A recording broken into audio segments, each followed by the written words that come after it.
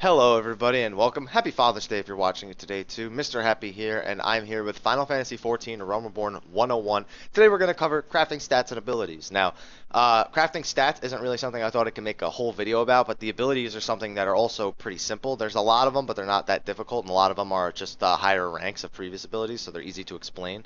So I figured I'll combine the videos and let's just jump right into it. I don't need a whole explanation of why I'm making it, so before I say that, let me just say this is in no way a breach of the non-disclosure agreement currently on the Final Fantasy XIV Realm Reborn beta. We are not allowed to post audio or video, so I will be using screenshots to show my point. So without further ado, let's jump right in. By the way, this annoying little Logitech thing is going to pop up despite the fact that I exit out all the time.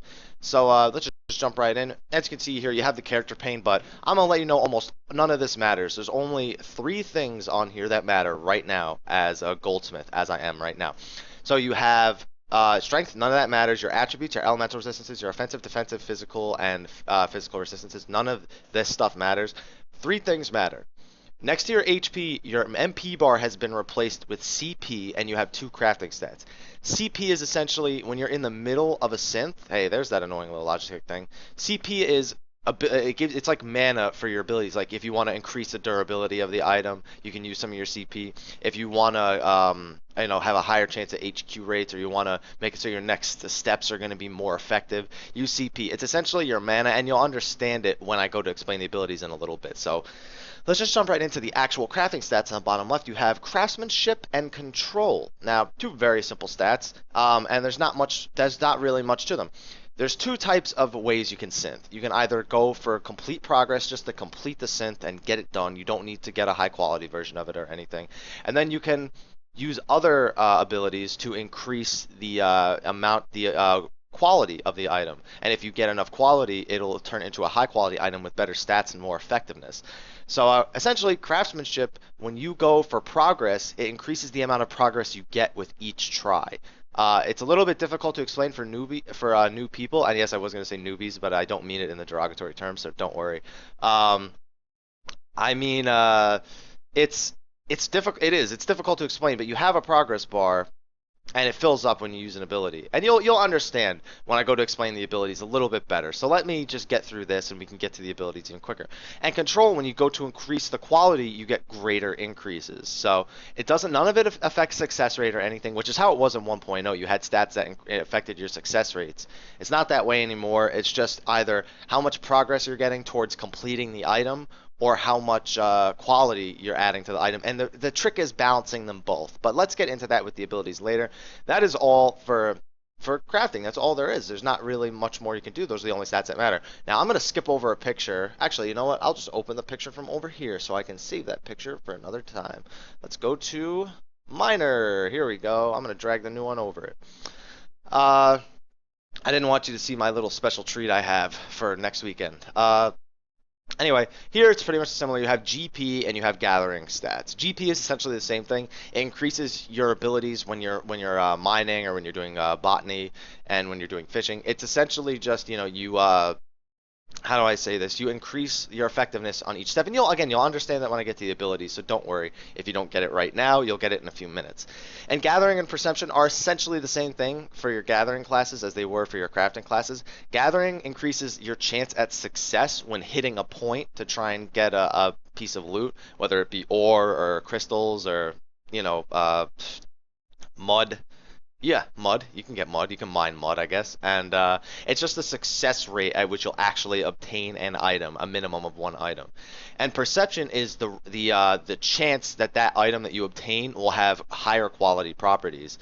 And when those are more effective for crafting higher quality items, which I'll bring up when I talk about crafting a little bit. These 2 classes work really well together, and it's really important to have good miners, good botany to make good crafters. So they really do mold how well the crafters are able to do certain things. But, without further ado, that's all there really is for the stats. So let's dive right into the abilities. Now, I do have some duplicates here, so excuse me while I look. All right, so we are going to do, since I just covered Miner, let's cover Miner again. Let's go over the Miner abilities. Now, there are a lot of mining abilities, as you can see, but a lot of them are very similar effects, or just enhanced effects of previous versions.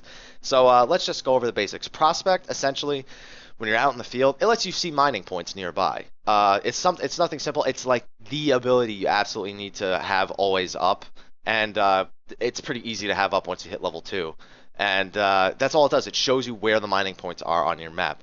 Now, lay of the land is it shows the nearest mining point. So if you see there's a bunch of mining points, you don't know which one's the absolute closest, lay of the land will calculate that for you on a straight line basis. It'll say if you went in a straight line, this point is the closest.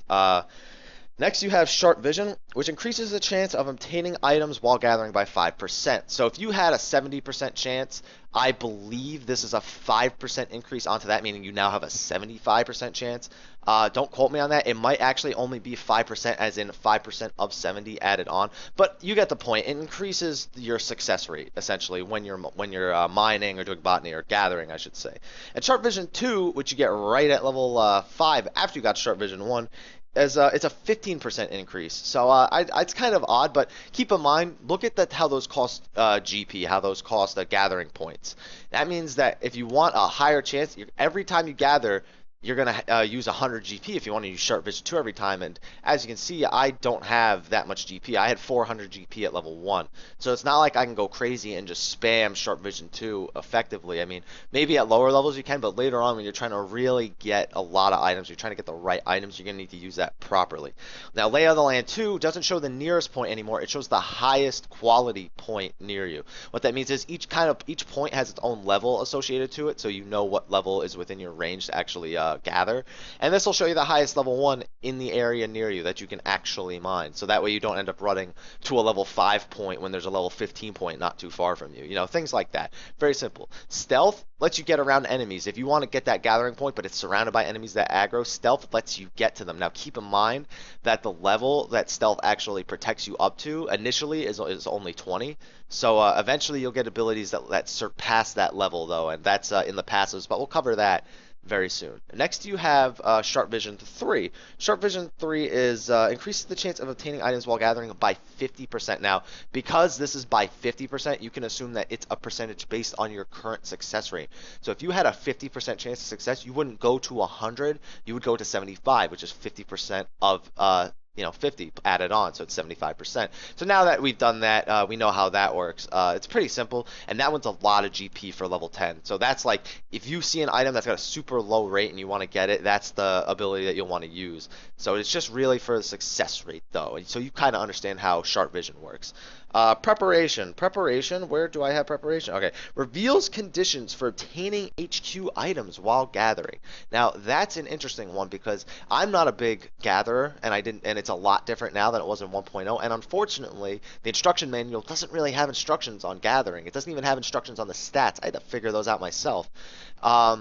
It basically it means that there are certain conditions when you're mining that'll help you reveal HQ percentages a lot better. Now, it doesn't cost any GP, but it is an ability. So when you use it, what I'm assuming it does is it gives you a better chance at obtaining the HQ items, and it shows you what you have to do if you want to obtain them, because there is a little bit more involvement in the mining than just hitting a point. It's not something like, okay, I'm just going to hit this point, and that's it. You know, it's a lot different than that. And when I do my video on how to gather, and then I'll make sure to show you guys, and I'm going to level something to, I have gatherers at level 20 on my 1.0 character, so I'll be able to show it very effectively once I actually have my character and all his things. Unearth we have increases chance of HQ mining by 10% as long as your chance is above 0. Now what that means, this is a flat increase, by the way. This isn't a 10% increase of something, but it's so that you have to do something to make the HQ items have to be obtainable in the first place. So that means you have to have at least a 1% chance of getting a high quality item before Unearth even works. It won't work on anything you have a 0% chance of getting a high quality item on. And it costs 75 GP, so it's not like you can just use it with no downsides. You definitely have to you definitely have to watch and see when's the right time to use Unearth, or when you really just want to go for it and you don't want to increase your success rate or anything. Now, next we have Bargot's Ward, Naldthal's Ward, and Thaliak's Ward. And when you're mining, you can obtain lightning shards and earth shards, and those are things that crafters use, and you need to obtain a lot of them, and that's a market that will never go stale because crafters always need them.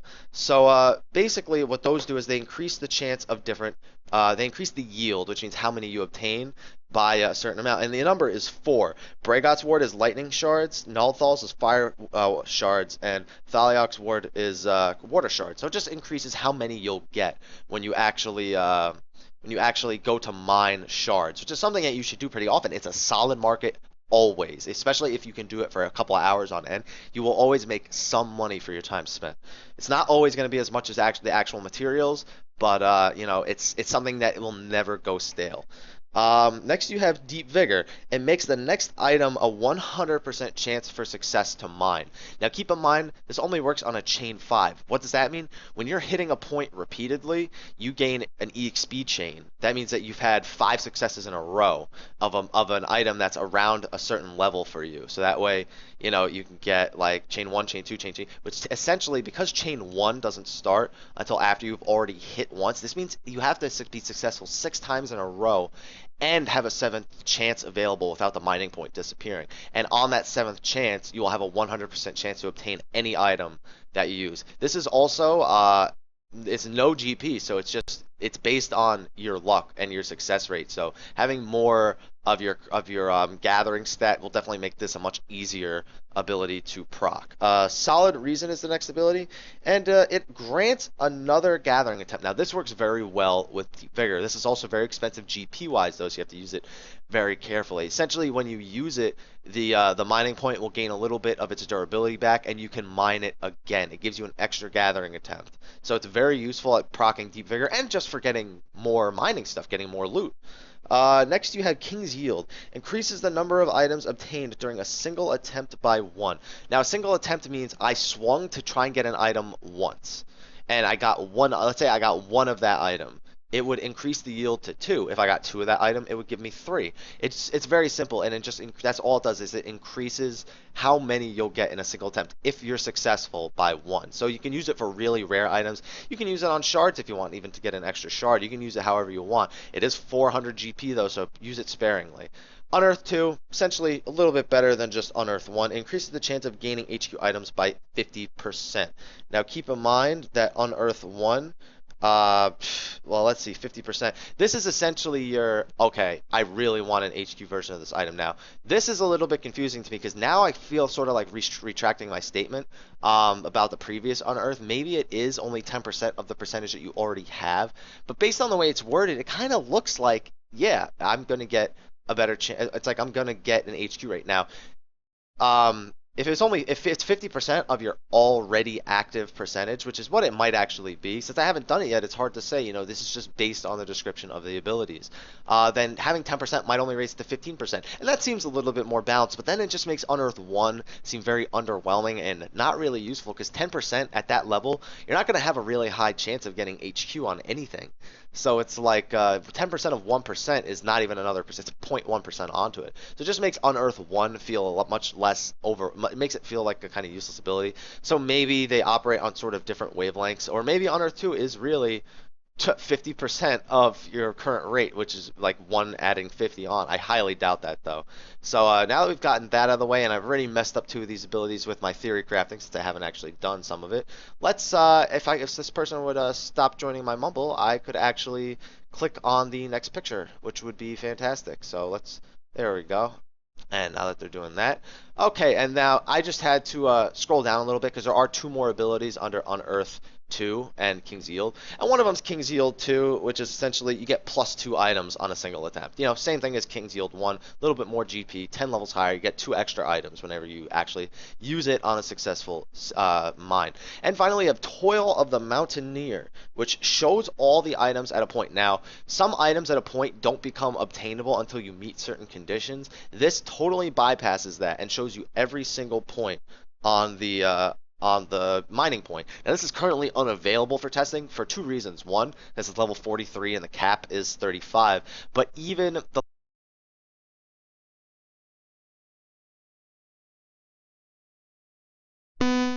I don't know when that actually fell off. I'm going to assume it was about 30 seconds ago. So Toil of the Mountaineer shows all the available points on a single point, but it's unavailable for testing right now. It makes it so you don't have to meet certain conditions to mine certain things.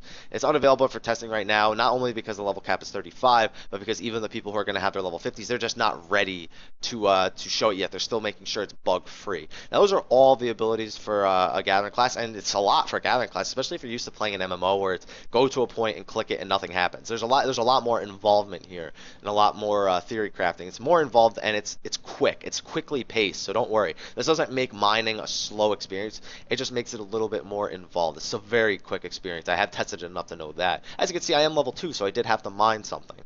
All right, so next you have the passives. The passives are very, very simple for miner, and they're pretty similar for the other classes as well. You know, the actions don't change much from the crafting classes. I know that the wards change when it comes to botany. You get 3 different wards for shard yield, and you know, that's nothing special. You know, that's just, it's the same thing as the wards that I just spoke about for you know, for gathering right here. Now, auto prospect is essentially something that all of the classes are going to have. All of them are going to have this ability that shows you the points, and at level 2 it activates automatically, so you don't even need to actually use it. But after that, as you can see, you have 4 ranks of Stone Whisper, and I'm going to cover all 4 ranks of these because there's only 3 other abilities, and they're just different ranks of them, right? So next you have Stone Whisper 1, 2, 3, and 4. Now, they all do different things, so don't let that deceive you.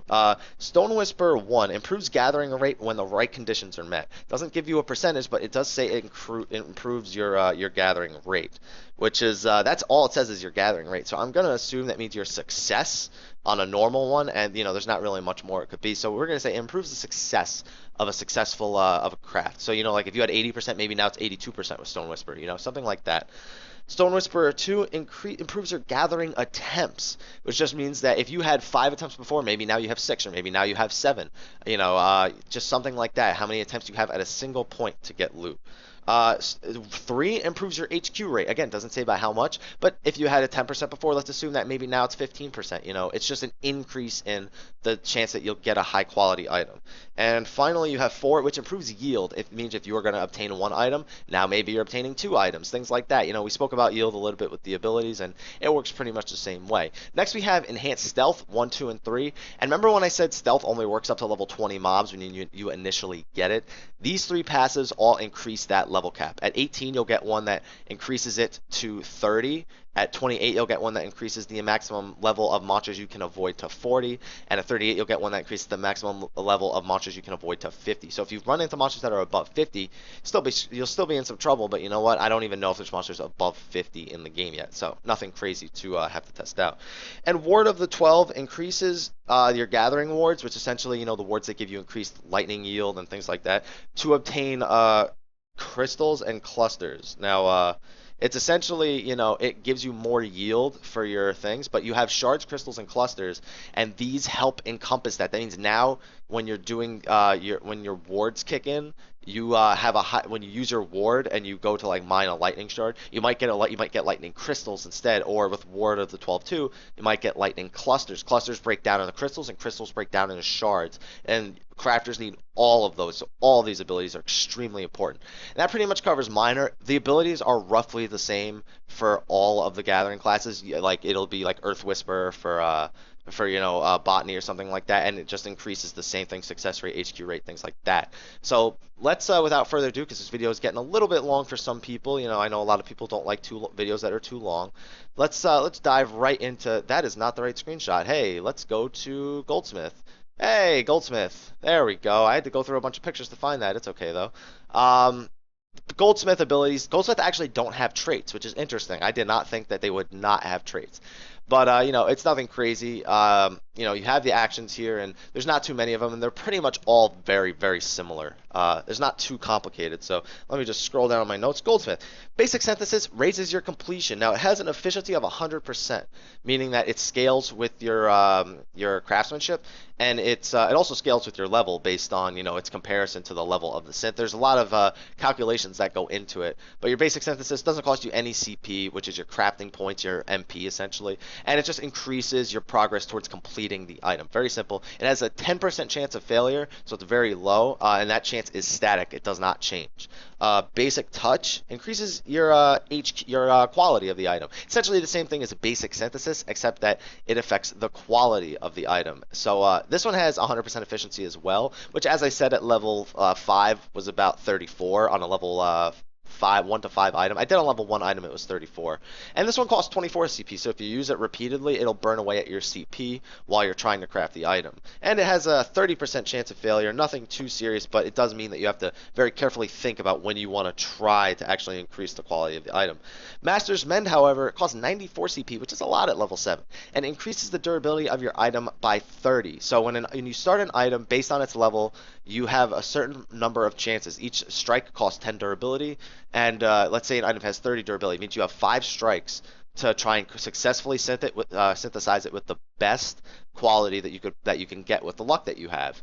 And Master's Mend makes it so you get 30 more durability. Now, it does cost a turn, so I'm assuming that it does cost 10 durability to try this, but if not, then you essentially get 3 more turns to try it with, and that's an awesome ability for trying to increase the quality of an item. Steady Hand is increases your action success rate by 20% for the next 5 steps. Now, this is 20% of the percentage that you already have, so it's 20% of 90. So, you know, if you have a 90% chance, you're going to have a 100% chance, basically. But for your you probably want to use that on your HQ rates, since those very rarely will scale above 100%. But Steady Hand is an excellent ability, an ability that makes crafting a lot easier, and it's one you're going to be using a lot of. And since it's for the next 5 steps currently, it's one ability you'll never have to use more than like once, and it doesn't cost much CP either, so I think they might scale it down a little bit, but overall, great ability. Inner Quiet. It grants a control bonus for each successful increase in quality. Now, as I said before, control is how much quality you get when you successfully add quality to the item, and this makes it scale additively, so it keeps getting better and better as long as after you use it, you're continuously successful at raising the quality. I believe it wears off once it fails, but it doesn't actually say that, so it might just be a one-time use thing. Next you have Observe, which is do nothing for 1 step. If you just want to look at it and be like, oh man, I don't know what I want to do with this, it just wastes your turn essentially. It costs 12 CP, and I believe it doesn't burn any durability since you're not trying to craft anything, which is good. Next you have Manipulation, which is restores 5 points of durability after each step for the next 10 steps. So essentially, you're gonna strike it, and let's say you use 10 durability, you only really use 5 because it's gonna raise it by 5. But that means that if you use it with Observe, you can observe repeatedly to get durability back because it's for the next 10 steps. So that's another way of weaving your abilities in with each other. It's a very expensive ability CPU-wise, though, so be very careful how much you use it. Standard Touch is increases the quality, efficiency. Basically, it's the same thing as Basic Touch, except that it's more effective. It also has a higher success rate. It's an 80% success rate as opposed to the 70% success rate of the level 5 version. Costs a little bit more CP, but you can't complain. It's more effective. It's 25% more effective, as a matter of fact. Next, you have Great Strides, which is ×2 efficiency for the next touch action for the next 3 steps. That means that your standard touch will be twice as effective if you use Great Strides before it for the next 3 steps, assuming you actually try to raise the quality in the next 3 steps. Flawless Synthesis is your progress is 50% plus 50. Success rate is 90%. So that means that, let's say you needed 100 progress to complete an item, as opposed to the 9 I spoke about with the level 1. This will just add 50 to it, and it has a 90% success rate. So it's a really, really good item. Flawless Synthesis, just like Basic Synthesis, but way better. Next, you have Master's Mend 2, which is the same thing as Master's Mend 1, except it gives you plus 60 durability, as opposed to the plus 30. So when you're trying to get more steps out of your synth, Master's Mend 2 is a really good ability. Standard Synthesis is, again, it's like Basic Synthesis, and it's like Flawless Synthesis, except that it's 150% efficiency of your actual craftsmanship, whereas Flawless Synthesis isn't, it just increases it plus 50. It's not like a percentage. This one just has an efficiency of 150% scaling with your level and the item that you're trying to synth, and et cetera, all the stuff that goes into crafting. Next, and it has a success rate of 90%, so it's still just as good as Basic Synthesis. It just costs CP, unlike Basic Synthesis, which is the major difference really between the two. Next, you have Advanced Touch, which is another quality increasing one, and the efficiency is 150% with a success rate of 90%. So now these abilities have just really high success rates. So it really has to be a difficult item for you to not succeed very easily.